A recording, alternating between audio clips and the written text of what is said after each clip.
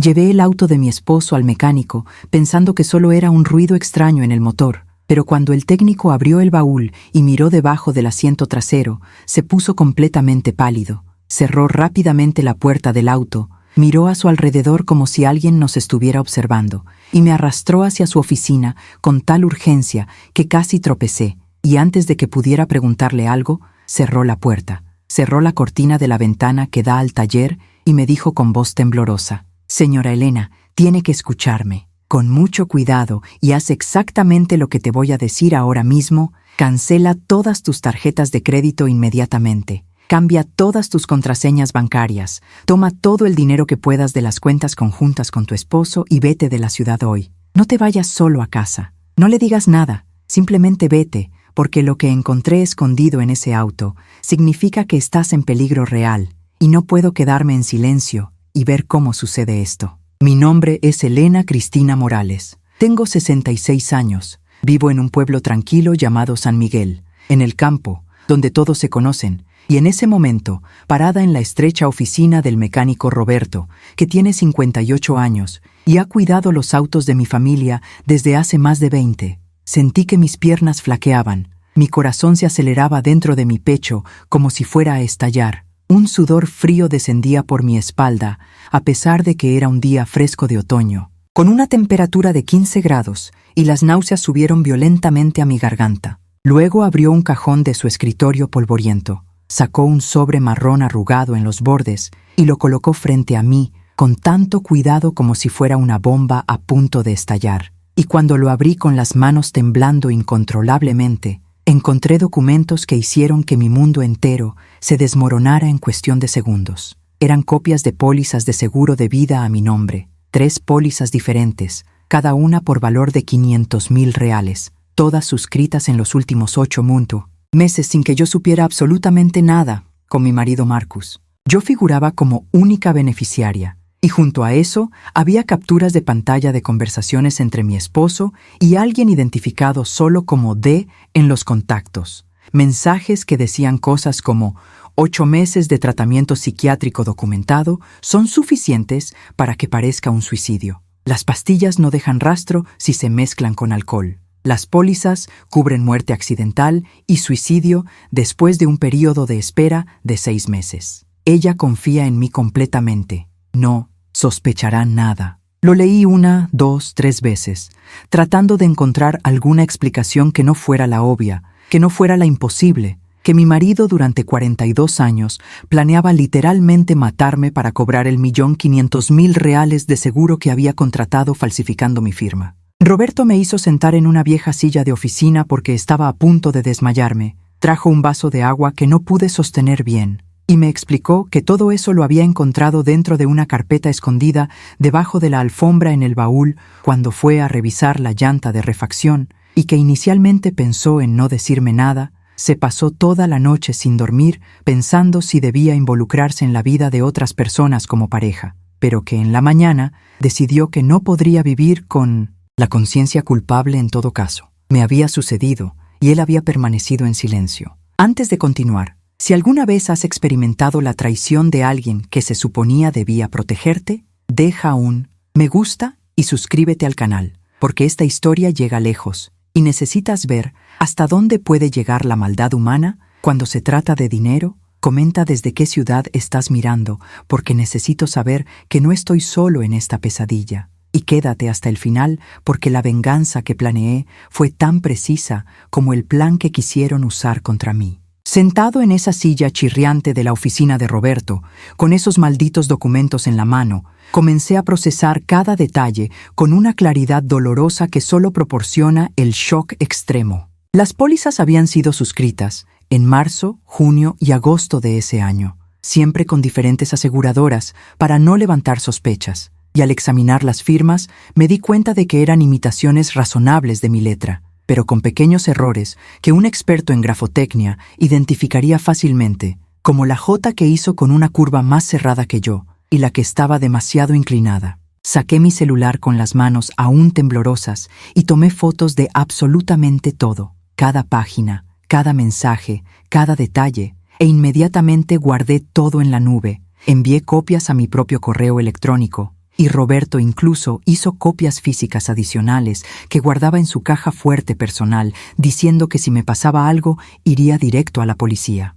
Los mensajes entre Marcus y T. Alabama. Cada palabra era una puñalada. Cada frase era la confirmación de que el hombre con quien compartí mi cama durante 42 años, con quien crié 3 hijos, con quien construí toda una vida, me estaba envenenando metódicamente con medicamentos psiquiátricos que no necesitaba, haciéndome parecer loca ante familiares y vecinos, falsificando documentos médicos, todo para poder matarme y embolsarse $1.500.000 sin levantar sospechas. Roberto me dijo que a él mismo le había parecido extraño mi comportamiento las últimas veces que fui al taller. Notó que yo parecía más lento, más confundido, repetía preguntas y que sus vecinos habían comentado lo mismo, pero que todos lo atribuían a la vejez, sin imaginar nunca que era efecto de una medicación forzada. Me quedé allí sentada casi 1 hora entera, tratando de juntar las piezas de mi mente, tratando de recordar cuándo exactamente todo empezó a cambiar. Y fui reconstruyendo mentalmente los últimos meses.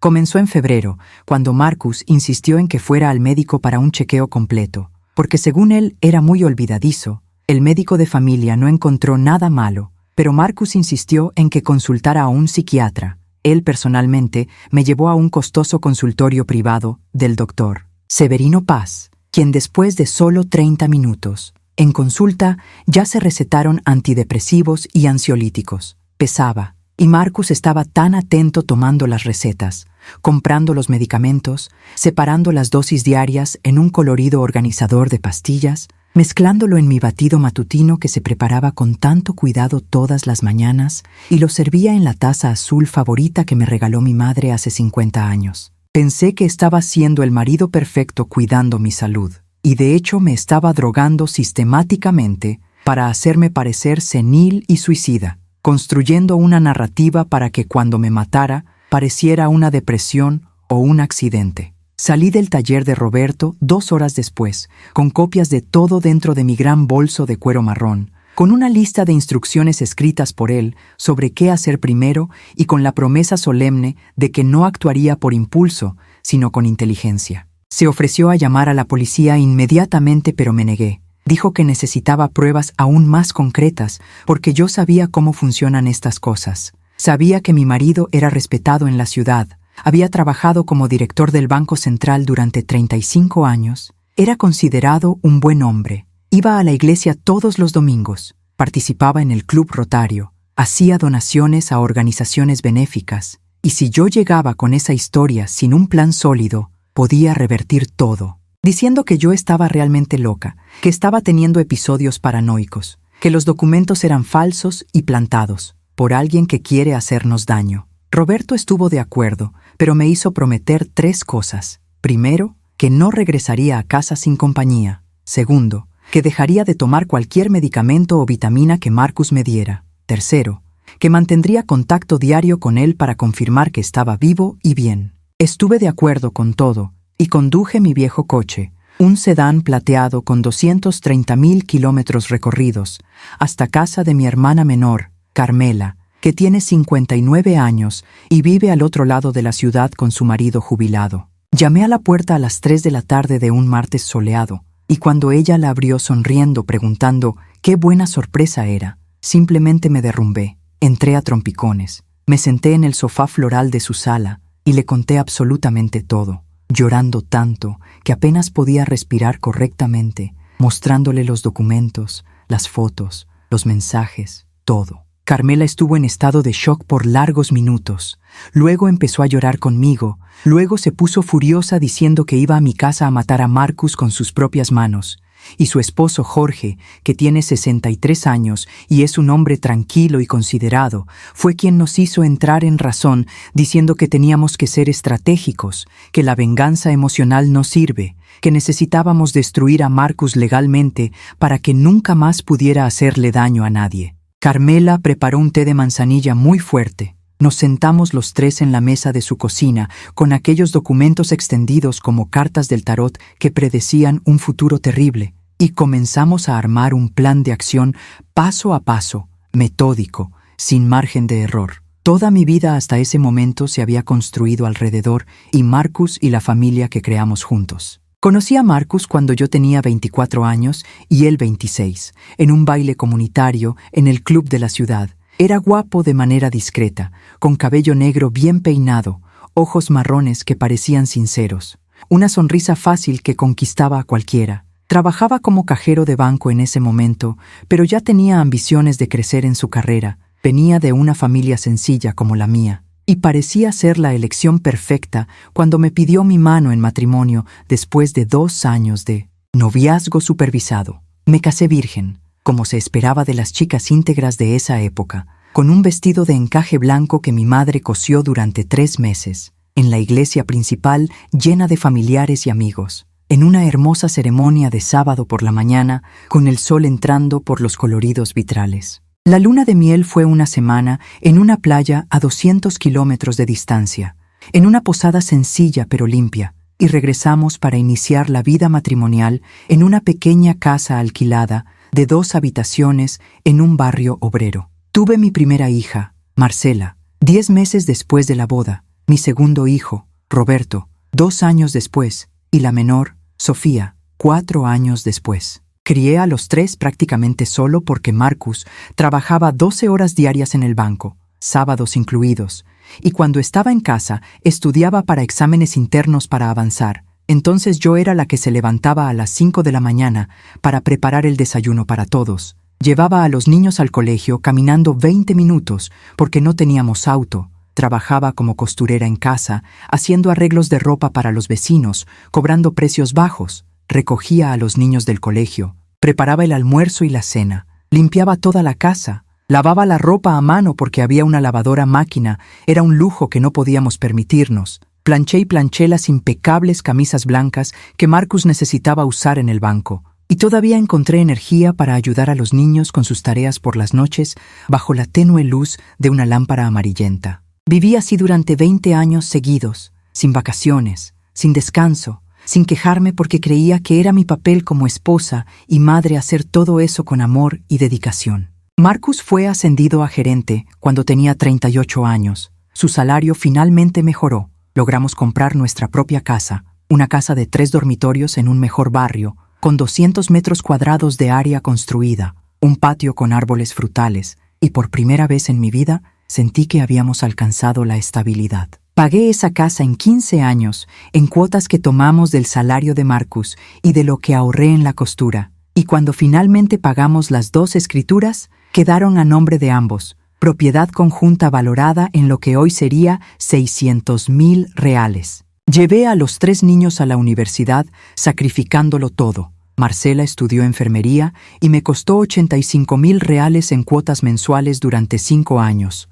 Roberto estudió ingeniería civil con un costo de 120,000 reales. Y Sofía estudió magisterio con un costo de 60,000 reales, pagando siempre a tiempo incluso si eso significaba que no compraba ropa nueva durante años enteros, o Marcus y yo no salíamos a cenar ni una vez al año. Me casé con Marcela cuando ella tenía 26 años. Una hermosa fiesta en el mismo club donde conocí a Marcus, 400 invitados, un buffet completo que costó 55,000 reales que sacamos de nuestros ahorros. Le di un enganche de su departamento por valor de 80,000 reales como regalo de bodas. Lo mismo hice con Roberto cuando se casó a los 29 años. Una fiesta más pequeña pero digna que costó 32,000 reales, más un pago inicial para su casa de 45,000. Sofía se casó a los 25 años y también recibimos un anticipo de 70,000 reales por su apartamento. En total, invertí aproximadamente 550,000 reales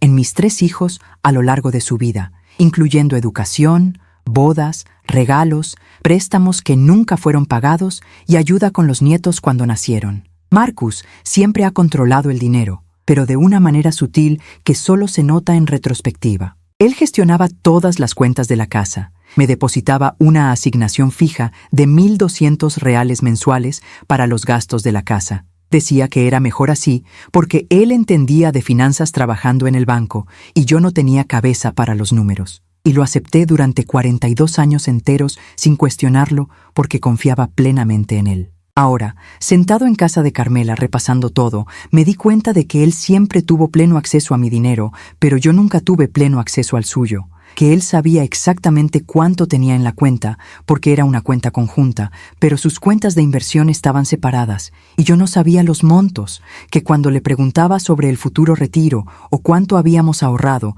siempre se desviaba diciendo que todo estaba bajo control y que yo no tenía que preocuparme. También noté que en los últimos 5 años, desde que cumplió 60 y empezó a hablar de apoyo durante su sesión, se volvió diferente en aspectos que atribuía a la edad, pero que ahora veo como signos de una planificación macabra. Comenzó a criticarme más, diciendo que me estaba volviendo olvidadizo, que repetía historias, que confundía fechas, siempre frente a otras personas, como si estuviera plantando semillas de duda sobre mi salud mental. Empezó a insistir en que fuera menos a las reuniones con mis amigos de la iglesia, porque, según él, llegaba demasiado cansado, y eso no era bueno. Empezó a sugerirme que dejara de coser porque mi visión ya no era buena, y podía lastimarme con una aguja. Me aisló socialmente de forma tan gradual que no me di cuenta hasta que prácticamente no tuve vida social propia, dependiendo de él para todo, exactamente la víctima perfecta.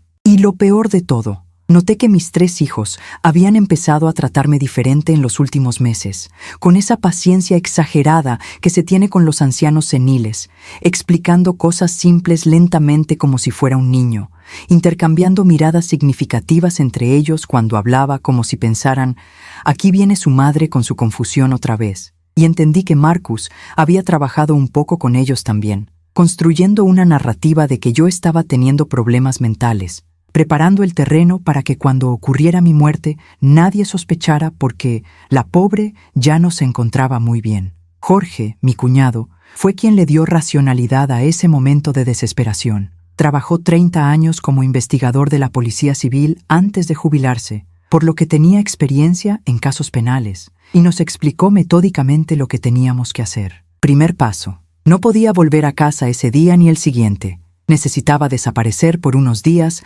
para que Marcus no sospechara que sabía algo, pero también para tener tiempo de armar una estrategia sin estar bajo la influencia de las drogas que me había estado dando. Segundo paso: necesitábamos confirmar que realmente me estaban drogando, así que Jorge inmediatamente me llevó a un laboratorio privado en una ciudad vecina, a 40 kilómetros de distancia, donde nadie nos conocía, y solicité un examen toxicológico completo para identificar alguna sustancia en mi organismo. Me sacaron sangre y orina. Pagué $600 por la prueba express, con resultados en 24 horas. Tercer paso: necesitábamos un penalista competente, no un abogado cualquiera de pueblo, sino alguien realmente bueno. Y Jorge conocía a uno en una ciudad más grande, a 100 kilómetros de distancia, llamado Dr. Fernando Aguilar, 56 años, despacho consolidado, especialista en delitos contra la vida y estafa. Lo llamamos ese martes por la noche. Jorge le explicó brevemente la situación,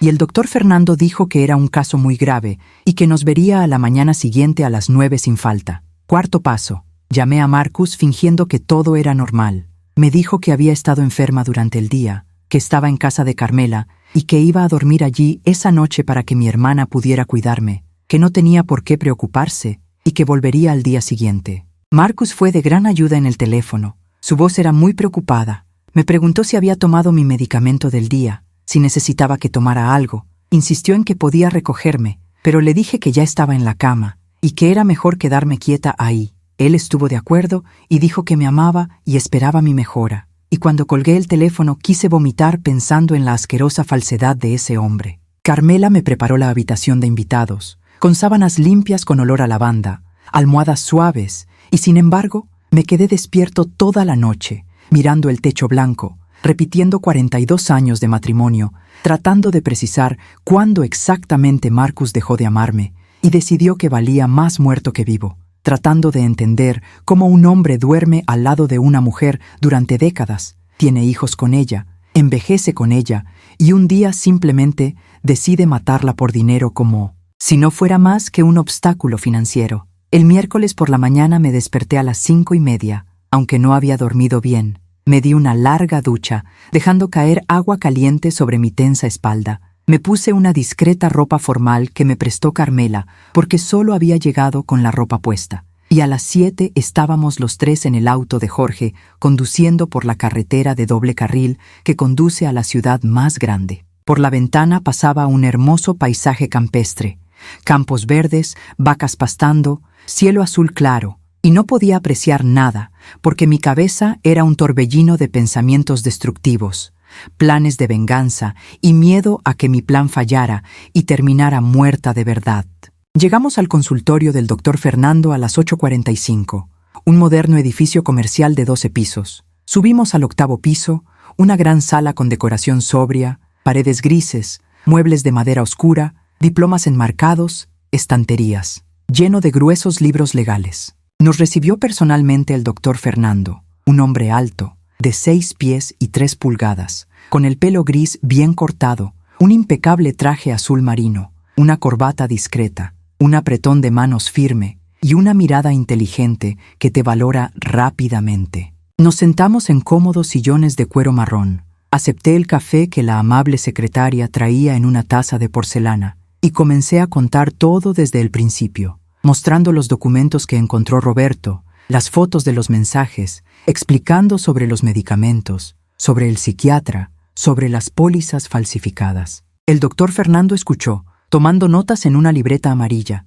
frunciendo el ceño en ciertos momentos, moviendo la cabeza en otros, y cuando terminé mi informe, que duró 40 minutos seguidos, permaneció en silencio por lo que pareció una eternidad. Luego suspiró profundamente y dijo: «Señora Elena, lo que usted me está denunciando es intento de homicidio premeditado, falsificación de documentos, malversación de fondos calificada y potencialmente otros delitos que surgirán a medida que investiguemos más. Su marido podría enfrentar de 12 a 30 años de prisión si podemos probarlo. Todo esto en un caso penal. Pero tengo que ser honesto. No será fácil, porque un hombre con una reputación intachable en la ciudad, trabajando en un banco durante décadas, sin antecedentes penales, tendrá una defensa muy fuerte y si no tenemos pruebas irrefutables, podría revertir la situación afirmando que la señora es una enferma mental e inventando todo, usando exactamente la narrativa que ha estado construyendo durante meses. Así que debemos ser muy cuidadosos y estratégicos en cada paso». Luego me trazó un plan de acción de 10 pasos que anoté mentalmente cada palabra. Primero, esperar los resultados de la prueba de toxicología que saldría esa tarde para confirmar la presencia de drogas en mi organismo. En segundo lugar, obtener experiencia grafofécnica privada sobre las firmas falsificadas en las pólizas de seguro para demostrar que no fui yo quien firmó. En tercer lugar, investigue el historial financiero completo de Marcus, todas las cuentas, transacciones e inversiones para encontrar otras irregularidades. Cuarto, investiga al D en los mensajes, identifica quién es y qué papel juega en el plan. Quinto, obtener registros médicos completos del Dr. Severino Paz, el psiquiatra, para verificar si hay notas que indiquen que el diagnóstico fue fraudulento. Sexto, reunir testigos que puedan confirmar que Marcus había estado llevando a cabo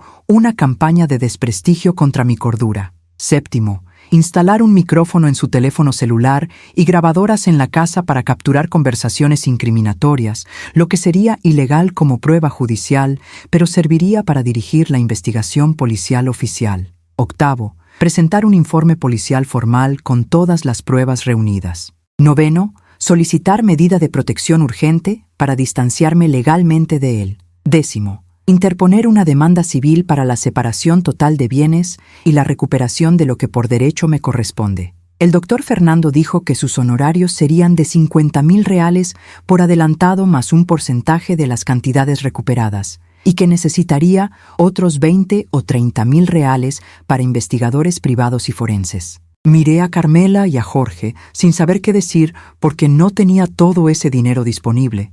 Mis ahorros personales eran solo 38,000 reales ahorrados.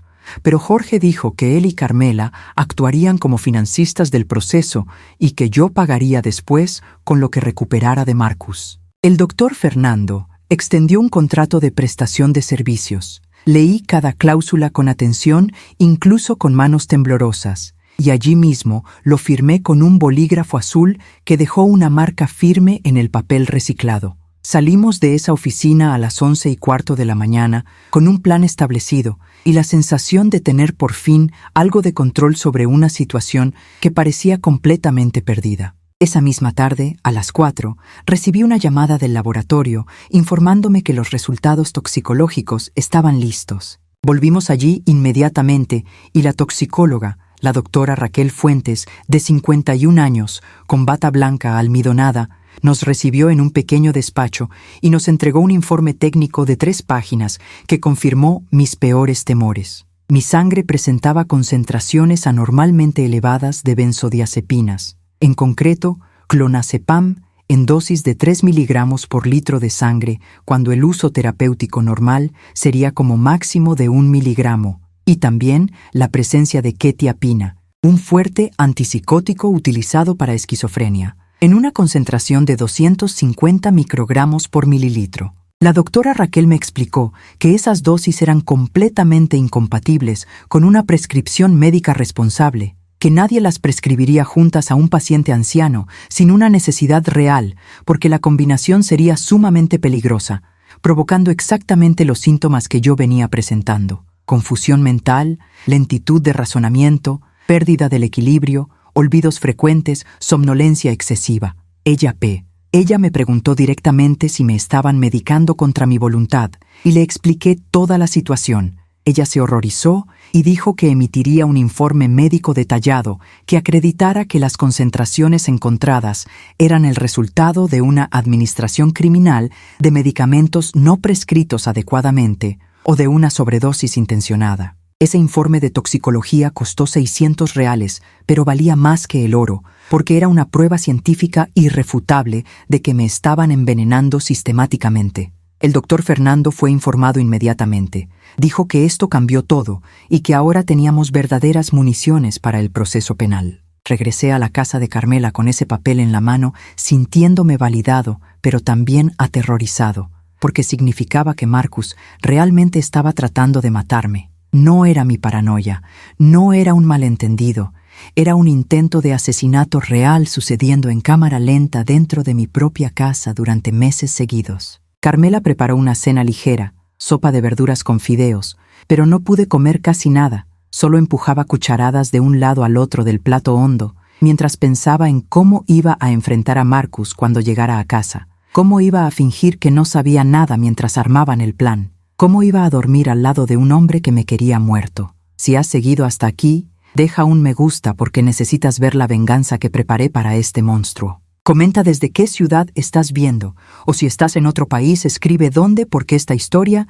necesita llegar lejos para alertar a otras mujeres. Y quédate hasta el final, porque el giro será brutal, te lo prometo. El jueves por la mañana el doctor Fernando me llamó a las 8 diciendo que había contratado a un investigador privado llamado Julio Ramos, de 37 años, ex policía federal, especialista en investigaciones y vigilancia financiera, y que Julio iba a empezar a trabajar en el caso de inmediato.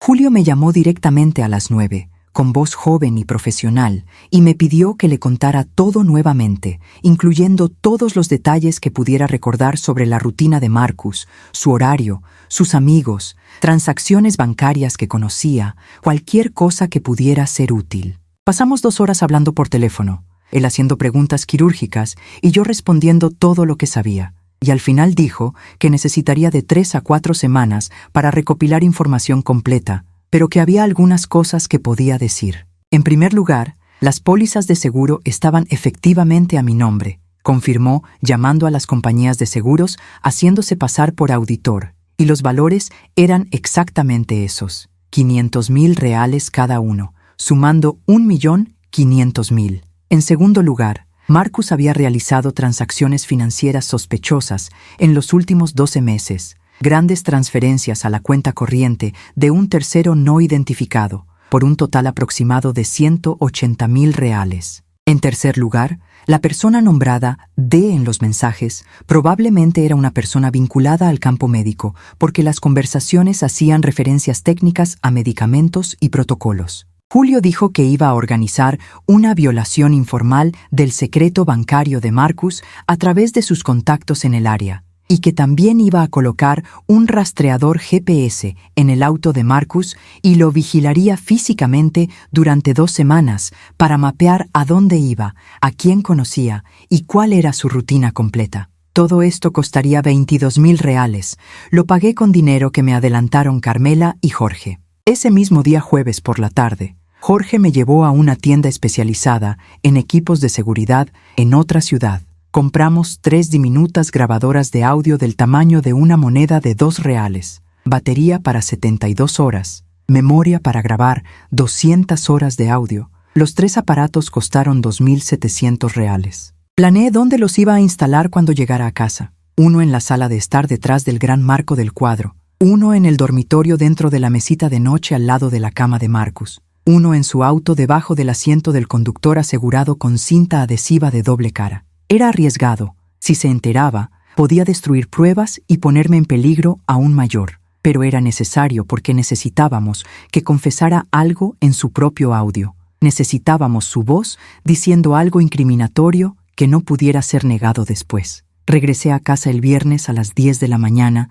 después de 3 días de ausencia. Marcus estaba trabajando en el banco, por lo que la casa estaba vacía y en silencio, con ese olor familiar habitual. Muebles en los mismos lugares donde habían estado durante décadas. Fotografías familiares en las paredes. Todo tan normal y al mismo tiempo tan envenenado ahora. Entré lentamente como si fuera territorio enemigo, mirando cada habitación con nuevos ojos, viendo trampas donde una vez vi mi hogar. Fui directo a la cocina. Abrí el armario donde Marcus guardaba mis medicinas organizadas en una caja de plástico con separadores para cada día de la semana. Y tiré todo a la basura. Cada pastilla azul, cada cápsula blanca, cada pastilla rosa, sabiendo que había sido mi veneno durante meses. Las reemplacé con vitaminas regulares que compré en la farmacia, colocándolas en los mismos compartimentos para que no se diera cuenta de que dejaba de tomarlas. Luego instalé las grabadoras en las 3 ubicaciones previstas, probé si funcionaban hablando cerca de ellas y reproduciéndolas más tarde, confirmé que la calidad del audio era excelente, capturando incluso susurros. Limpié toda la casa, haciendo ruido a propósito, pasando la aspiradora, lavando platos, para que pareciera que estaba en una rutina normal, y fui a la tienda a comprar comida para preparar un almuerzo especial cuando llegó Marcus, actuando como una esposa devota mientras por dentro yo hervía de ira y asco. Marcus llegó al 12:15, cruzó la puerta principal con una amplia sonrisa, me abrazó fuerte diciendo lo mucho que me extrañaba, me preguntó cómo me sentía, si había mejorado, y tuve que hacer un esfuerzo sobrehumano para no alejarlo con disgusto. Solo le devolví la sonrisa y le dije que estaba bien, que solo era una indisposición temporal. Almorzamos juntos en la mesa de la cocina. Yo había cocinado pollo asado con patatas, comida que a él le gustaba, y durante toda la comida él se mostró atento y cariñoso, preguntando por mi hermana, por lo que hicimos durante mis días allí, y yo naturalmente mentí, inventando historias de agradables conversaciones y descanso reparador, mientras observaba cada una de sus expresiones buscando alguna señal de falsedad, pero era un actor demasiado perfecto. Por la tarde, cuando regresó al banco, llamé a Julio y le informé que estaba de regreso en casa, que habían instalado las grabadoras y él me ordenó que siguiera exactamente como siempre, que no cambiara ningún comportamiento, que no confrontara a Marcus por nada, solo que viviera normalmente y esperara a que se entregara. Las primeras semanas fueron una tortura psicológica indescriptible. Despertar todos los días a su lado, preparar el desayuno mientras él se duchaba, tarareando en la ducha, aceptar besos de buenos días sabiendo que esos labios habían planeado mi muerte, verlo separar las medicinas falsas que ya no tomaba, pero que fingía tragar, y las tiraba al inodoro cuando él se iba. Las noches eran peores, acostada en la misma cama, sintiéndolo dormir profundamente a mi lado, mientras yo yacía despierta mirando el techo oscuro, imaginando cuántas veces él yacía ahí, planeando detalles de cómo me iba a matar, si estaba pensando en hacer que pareciera una caída accidental por las escaleras, una sobredosis de medicamento o tal vez un accidente automovilístico, y si sentía algo o si yo era solo un número en su calculadora mental que sumaba 1.500.000 reales. Julio trabajó sin parar detrás de escena. A través de su contacto, obtuvo la información bancaria completa de Marcus, mostrando que en los últimos 12 meses mi esposo había transferido exactamente 193,000 reales en cuotas variables a la cuenta de un hombre llamado Daniel Severino Paz, quien era el mismo psiquiatra que me había recetado el medicamento, confirmando que de los mensajes era él y que Marcus le pagaba para que le diera diagnósticos falsos y medicación excesiva.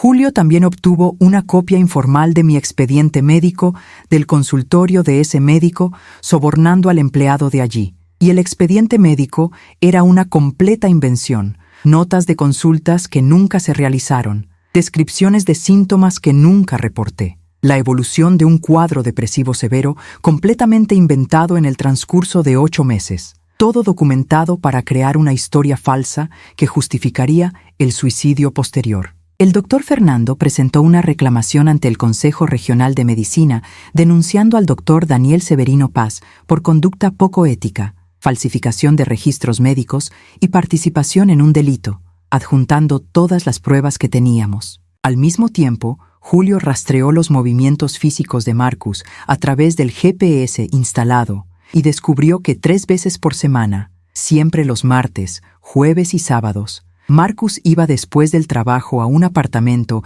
en un barrio de clase media de la ciudad. Permanecía allí de 2 a 3 horas y luego regresaba a casa. Julio investigó el departamento, el número 308, en un edificio de 12 pisos, y descubrió que estaba alquilado a nombre de una mujer llamada Diana Soto, de 32 años. Trabaja como secretaria en un despacho de abogados, sin conexión aparente con Marcus. Julio instaló vigilancia, fotografió a Marcus entrando al edificio varias veces y luego obtuvo una fotografía clara de él y Diana besándose en el balcón del apartamento a las 9 en punto de un jueves por la noche. Más piezas del rompecabezas encajaban en su lugar. Marcus no solo estaba tratando de matarme por dinero, estaba tratando de matarme para ser libre de vivir con un amante 34 años más joven que él. Usando el dinero del seguro para financiar una nueva vida. Probablemente ya le había prometido matrimonio, tal vez incluso había comprado un anillo, hecho planes de viaje, elegido una casa donde vivirían juntos. Cuando Julio me mostró esas fotografías en su oficina, sentado en una silla oro negro de él, mirando la pantalla de la computadora, donde imágenes ampliadas mostraban a mi esposo abrazando a esa hermosa chica de cabello largo y sonrisa radiante, sentí algo romperse dentro de mí definitivamente. Ya no era dolor ni tristeza, era una ira fría y cristalina que me daba claridad absoluta. Iba a destruir a ese hombre tan completamente que iba a suplicar por la muerte que planeaba para mí. Una peritógrafo técnico, contratado por el doctor Fernando, llamada profesora Inés Campos, de 63 años, reconocida especialista con 40 de experiencia, analizó las firmas de las pólizas de seguro y emitió un informe técnico de 16 páginas, concluyendo con absoluta certeza científica que las firmas no eran mías, eran imitaciones hechas por alguien que conocía mi firma, pero no tenía suficiente experiencia para reproducirla perfectamente, presentando discrepancias en 11 puntos específicos de comparación que detalló con fotografías ampliadas y microscópicas. Análisis. Ese informe costó 8,500 reales, pero era otra pieza de artillería pesada que estábamos armando. El doctor Fernando también me solicitó, a través de su socio abogado, un informe psicológico completo. Me remitió a la psicóloga clínica doctora Marta Ríos, de 54 años, quien me sometió a una batería de pruebas durante 6 sesiones de 2 horas cada una a lo largo de 3 semanas. Pruebas cognitivas, pruebas de memoria, pruebas de personalidad, entrevistas en profundidad, y al final emitió un informe psicológico de 22 páginas que daba fe de que me encontraba en perfecto estado mental,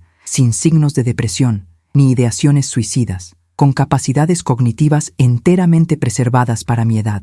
Mi memoria funcionaba con normalidad, y que los síntomas de confusión mental que presentaba en los meses anteriores eran totalmente consistentes con el efecto de una sobredosis de drogas, desapareciendo por completo después de 3 semanas sin tomar los medicamentos falsificados. Ese informe costó 5,200 reales. Julio también logró, a través de un hacker que conocía operando ilegalmente, pero proporcionando información que guiaría una investigación oficial más adelante, acceso completo al celular de Marcus, descargó una copia de seguridad de todas sus conversaciones de WhatsApp de los últimos 18 meses y encontró un tesoro de evidencia. Conversaciones explícitas con Diana, donde él decía que pronto sería libre, que no duraría mucho más, que ya tenía todo planeado, que iban a viajar a Europa en 1990 cuanto recibiera el dinero del seguro, que ella merecía una vida mejor y él iba a proporcionar eso. Conversaciones con el doctor Daniel Severino Paz,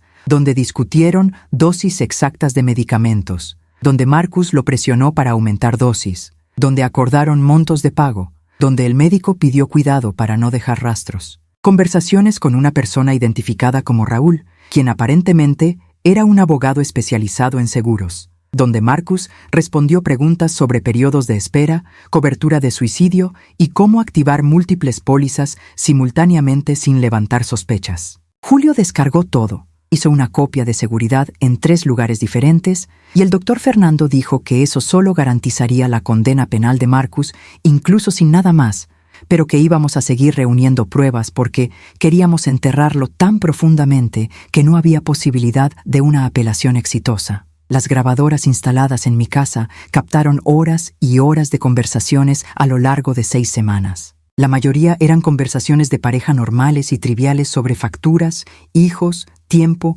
pero algunas conversaciones eran absolutamente incriminatorias. Un martes por la noche, Marcus habló por teléfono con Diana cuando pensaba que yo estaba durmiendo en el dormitorio, pero la grabadora de la sala captó todo. Él diciendo que el proceso era más lento de lo que esperaba, que yo estaba reaccionando demasiado bien a los medicamentos, que tal vez necesitaba acelerar pasando a una solución más directa, que estaba cansado de fingir afecto por una anciana que ya no servía para nada, que contaba los días para deshacerse de mí y finalmente vivir de verdad. En otra ocasión, el sábado por la mañana, recibió una llamada del doctor Daniel en su celular y la puso en altavoz mientras estaba solo en la oficina, pero una grabadora escondida en la habitación contigua capturó toda la conversación. El doctor exigía más dinero, decía que estaba en riesgo y merecía más. Marcus negociaba y aceptaba pagar otros 20,000 reales. Ellos discutían si sería mejor para mí tener un accidente en casa o si una sobredosis de medicamentos seguía siendo una opción más segura. Escuché esas grabaciones en la oficina de Julio, usando audífonos profesionales, cerrando los ojos y respirando profundamente para no desmoronarme, escuchando la voz del hombre al que juré amar hasta la muerte, discutiendo con frío tecnicismo el mejor método para asesinarme, y cada palabra era combustible para la ira que crecía dentro de mí como un fuego descontrolado. Julio editó las conversaciones más relevantes, aisló extractos específicos y preparó archivos. Grabación de audio que luego sería transcrita oficialmente y examinada para demostrar su autenticidad. Durante todo este tiempo, marzo, abril y mayo, seguí viviendo en casa haciendo el papel de una esposa normal, mientras mi marido hacía el papel de un marido atento. Ambos mintiéndonos, pero yo sabiendo que mi mentira era un escudo, mientras que la suya era un puñal. Perdí 6 kilos en ese periodo. Se me empezó a caer el cabello por el estrés, me mordieron las uñas hasta lo vivo. Mi presión arterial subió al 160%, a pesar de tomar medicamentos para la presión arterial. El cardiólogo que consulté dijo que estaba bajo un estrés extremo y necesitaba resolver la situación que me estaba matando de preocupación. Y pensé irónicamente que la situación literalmente estaba tratando de matarme. Mai recurrió a Jun, y el doctor Fernando finalmente dijo que teníamos material suficiente para actuar. Estaba prevista una reunión en su oficina el primer lunes de junio, a las 9 de la mañana, estando presentes él, Julio, Jorge y Carmela como apoyo moral, y yo. El doctor Fernando colocó sobre su enorme mesa todas las pruebas organizadas en carpetas etiquetadas. Carpeta 1, que contenía pólizas de seguros falsificadas con un informe grafotécnico que demostraba la falsificación. Carpeta 2, que contiene un informe toxicológico que muestra una sobredosis de drogas y un informe médico de la doctora Raquel explicando el peligro de eso. Carpeta 3, que contiene registros médicos falsos del doctor Daniel Severino Paz y comprobantes de transferencias bancarias de Marcus a él por un total de 193,000 reales. Carpeta 4 que contiene fotografías de Marcus con Diana Soto en situaciones románticas, prueba del alquiler del departamento que le pagó usando una cuenta secreta, huellas de conversaciones amorosas entre ellos. Carpeta 5 que contiene conversaciones de WhatsApp recuperadas del teléfono celular de Marcus sobre planes de asesinato. Carpeta 6 que contiene transcripciones completas de grabaciones de audio de dispositivos instalados en casa y en el automóvil, con pruebas de autenticidad que demuestran que en realidad era la voz de Marcus. Carpeta 7, que contiene mi informe psicológico completo que acredita una perfecta salud mental. El doctor Fernando explicó que con ese material en la mano íbamos a hacer 3 movimientos simultáneos y devastadores. Primero, presentar todo ante una comisaría especializada en delitos contra la vida, registrar un atestado policial, solicitar la apertura de una investigación policial y solicitar prisión preventiva de Marcus por tentativa de homicidio calificado por motivo vil y uso de veneno. En segundo lugar, solicitar al Tribunal Civil una medida de protección urgente, destituyéndome de él inmediatamente, bloqueando todos los bienes comunes para que no desperdicie nada, y separación litigiosa de bienes con solicitud de indemnización por daño moral en la cantidad de 1 millón de reales. En tercer lugar, presentar formalmente una denuncia contra el doctor Daniel Severino Paz, pidiendo su juicio político y también presentar un informe policial en su contra como coautor del crimen. El doctor Fernando dijo que la causa penal tardaría meses en llegar a juicio, pero que con todas esas pruebas la condena era prácticamente segura. Marcus enfrentaría entre 15 y 25 años de prisión en régimen cerrado, perdería el derecho a cualquier parte de la herencia o de los bienes comunes, y además tendría que pagarme millones en concepto de indemnización por daño moral. Miré todas esas carpetas organizadas, producto de 3 meses de intensa investigación y trabajo meticuloso, que representaban la demolición total de la vida del hombre que intentó demoler la mía, y sentí por primera vez en meses una verdadera sonrisa aparecer en mi rostro, no una sonrisa de alegría, sino una sonrisa de justicia inminente. El lunes 8 de junio siguiente, a las 10 de la mañana, comencé la operación final. El doctor Fernando, Julio, yo y 2 abogados auxiliares del despacho nos dirigimos juntos a la comisaría de homicidios de la ciudad, un edificio de concreto gris de 3 pisos. Ingresamos presentando identificación en recepción. Pedimos hablar con el policía principal y nos llevaron a su oficina en el segundo piso. El delegado Ramiro Torres, 59 años, cabello corto y blanco, bigote gris, impecable uniforme, nos recibió seriamente luego de que el doctor Fernando nos explicara brevemente de qué se trataba. Estuvimos 4 horas en esa comisaría, conmigo dando una declaración formal de 12 páginas mecanografiadas por el funcionario, relatando absolutamente todo desde el principio, cada detalle, cada prueba, llorando en varios momentos al recordarlo todo, pero manteniendo coherencia y claridad.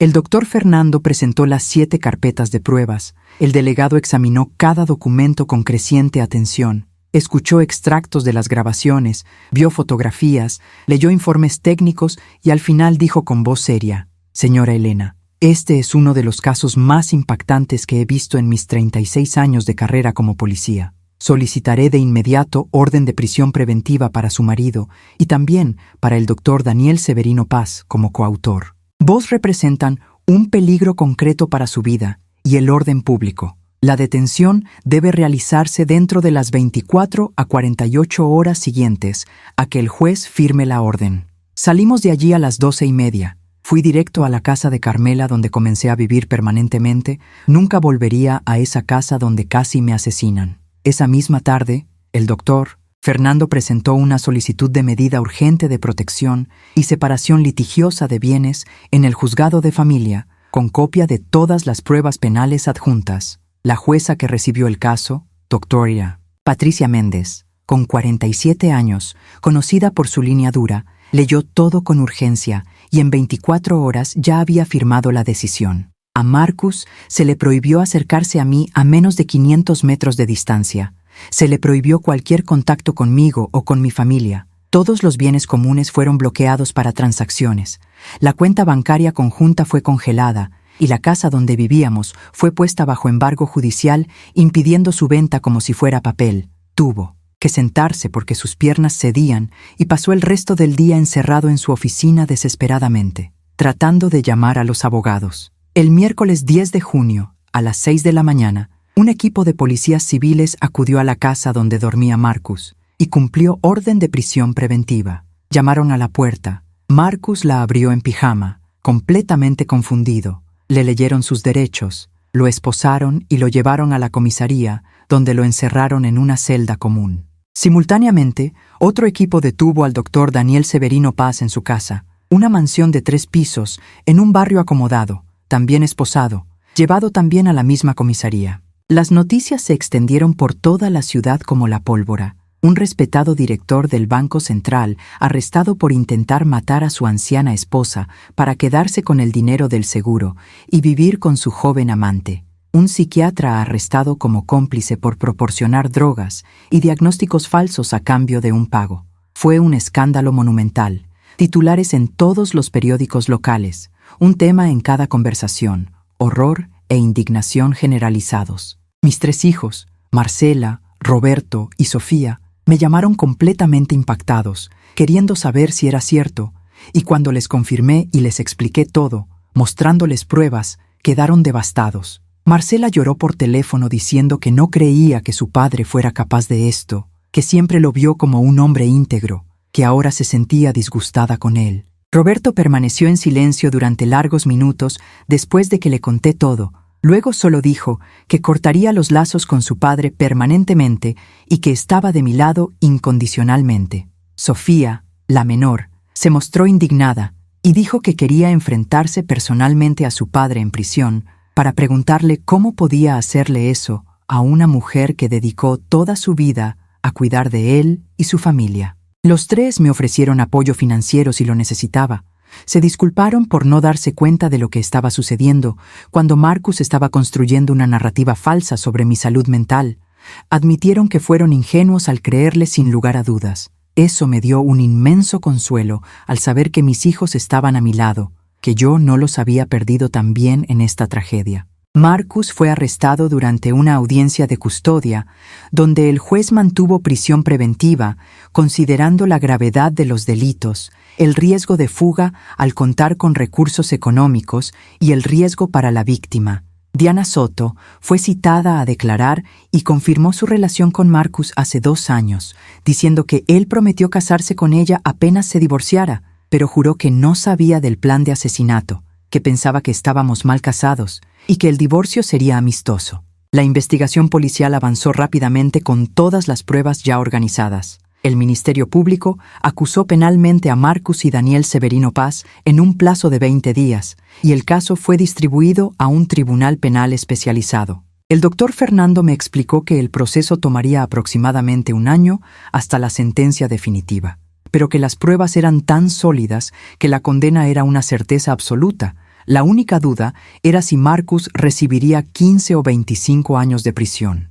Mientras tanto, la separación civil se desarrollaba en paralelo. Un perito legal fue designado para evaluar todos los bienes de la pareja, y se descubrió que su patrimonio total era la casa donde vivíamos valorada en 600,000 reales, un apartamento en la playa que ni siquiera sabía que existía a nombre de Marcus valorado en 380,000 reales, 3 vehículos por un total de 200,000 reales, inversiones en acciones y fondos por valor de 900,000 reales, una cuenta de ahorros con 450,000 reales, por un total de 2,530,000 reales. Por ley, la mitad de esto era legítimamente mío, es decir, 1,265,000 reales, pero el doctor Fernando argumentó que yo merecía más consideración, dadas las circunstancias del caso, y solicité que me quedara con el 70% del patrimonio en concepto de indemnización moral,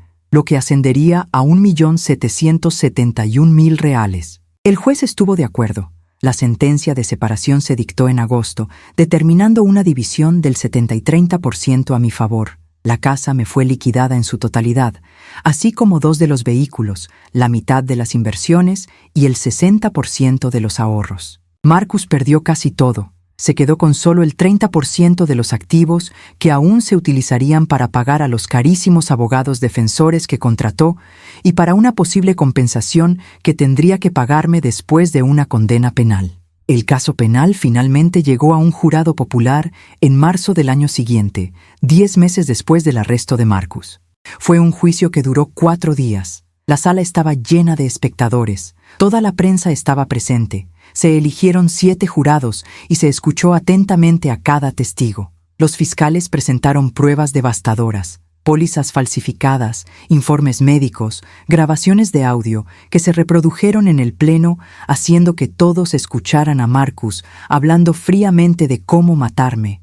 Fotografías de él con su amante, extractos bancarios que mostraban pagos al médico cómplice. Los testigos de la acusación fueron precisos. Roberto, el mecánico, contando cómo encontró documentos ocultos. La doctora Raquel, toxicóloga, explicando los niveles mortales de drogas en mi sangre. La profesora Inés, grafotécnica, demostrando falsificación de firmas. La doctora Marta, psicóloga, dando fe de mi perfecta salud mental. Julio, un investigador, presentando pruebas de vigilancia, y yo mismo declarando durante 3 horas sobre 42 años de matrimonio, sobre los sacrificios que hice, sobre cómo confié ciegamente en ese hombre, y sobre el terror de descubrir lo que quería matarme. Lloré cuando testifiqué. Todo el jurado parecía conmovido. Varias personas del público lloraban juntas. La defensa de Marcus intentó argumentar que la evidencia era circunstancial, que las conversaciones grabadas podían interpretarse de manera diferente, que tal vez solo estaba fantaseando, pero nunca actuaría. Pero su argumento era débil frente a una montaña de evidencia concreta. Marcus subió al banquillo y trató de defenderse diciendo que todo fue un malentendido, que en realidad nunca planeó matarme, que las conversaciones solo eran desahogarse con un amante en un momento de crisis matrimonial. Pero el jurado no le creyó. Se podía ver en el rostro de cada jurado que sabían que estaba mintiendo descaradamente. Por el mismo caso también fue juzgado el doctor Daniel Severino Paz, quien intentó argumentar que solo recetaba medicamentos que consideraba necesarios con base en el diagnóstico clínico, pero ante transferencias bancarias de 193,000 reales de Marcus hacia él y conversaciones explícitas sobre dosis para causar la muerte, su defensa colapsó por completo. Después de 4 días de juicio, el jurado se retiró a deliberar.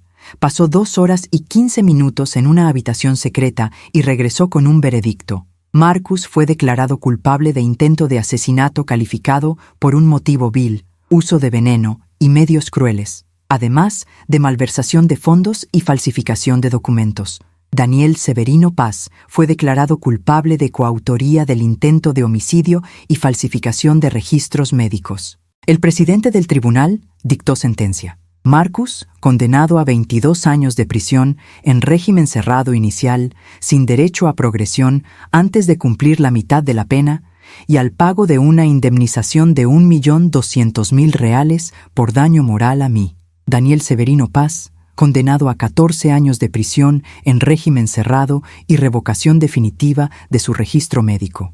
Cuando se leyó la sentencia en el pleno, Marcus rompió a llorar, gritando que era injusto, que necesitaba una segunda oportunidad, pero fue devuelto a prisión esposado y humillado. Yo estaba presente entre el público, sentado entre mis hijos y Carmela, y cuando se anunció la sentencia, sentí una mezcla de profundo alivio, tristeza por el fin definitivo de lo que una vez fue amor y satisfacción de que se había hecho justicia por completo. Hoy, 2 años después de aquel fatídico día en el que llevé el coche de Marcus al mecánico y descubrí su diabólico plan, estoy viviendo una vida completamente nueva e inesperadamente buena. Vivo en la casa que pasó a ser toda mía después de compartir, pero lo reformé todo para borrar malos recuerdos. Pinté las paredes de colores claros y alegres. Reemplacé todos los muebles viejos por muebles nuevos y cómodos. Transformé la oficina que era de Marcus en un estudio de costura, donde volví a trabajar confeccionando ropa a medida para los clientes que me encuentran a través de referencias y redes sociales. Gano en promedio 3.500 reales mensuales con esto, lo que sumado a mi jubilación de 4.200 reales me da un cómodo ingreso de 7.700 reales. Recuperé completamente mi salud. La presión arterial se normalizó en 120/80.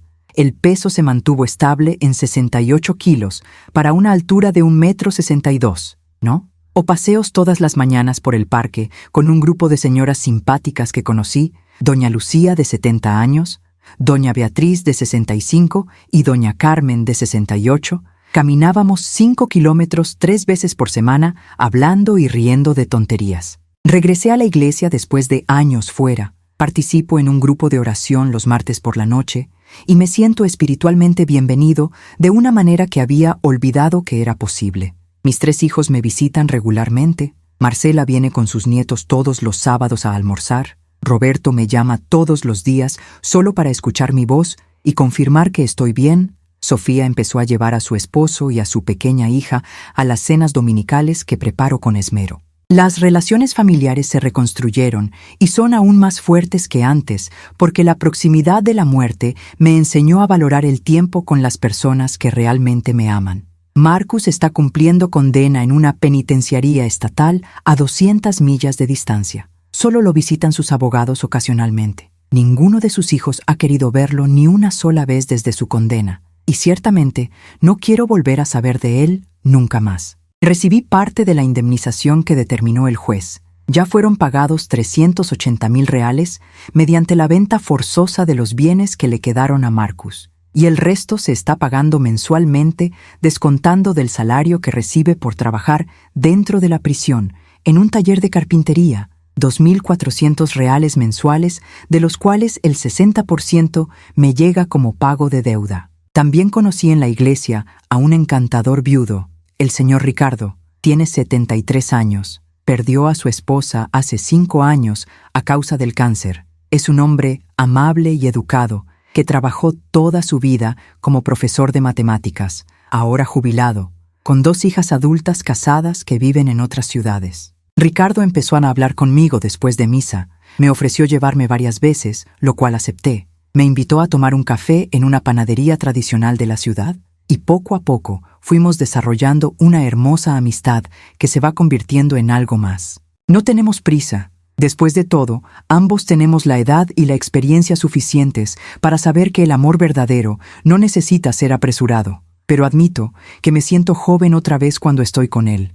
Me hace reír, me trata con respeto y admiración genuinos, me escucha cuando hablo sin interrumpir, valora mi opinión, me hace sentir importante y especial de una manera que Marcus nunca lo hizo ni siquiera en los mejores años de nuestro matrimonio. Salimos a cenar una vez por semana a restaurantes sencillos pero acogedores. Fuimos 2 veces al cine a ver películas antiguas que nos gustaban a los dos. Y la semana pasada me tomó de la mano por primera vez mientras caminábamos por el parque al anochecer. Y ese simple gesto me llenó de emoción recordándome que sigo siendo una mujer capaz de sentir cariño, que sigo teniendo el corazón funcionando a pesar de todo lo que he pasado. No sé si volveré a casarme, tal vez sea demasiado pronto para pensar en ello, o tal vez no tenga sentido a nuestra edad, pero sé que por primera vez en décadas soy genuinamente feliz, viviendo para mí, tomando decisiones que me benefician, rodeada de personas que realmente me aman.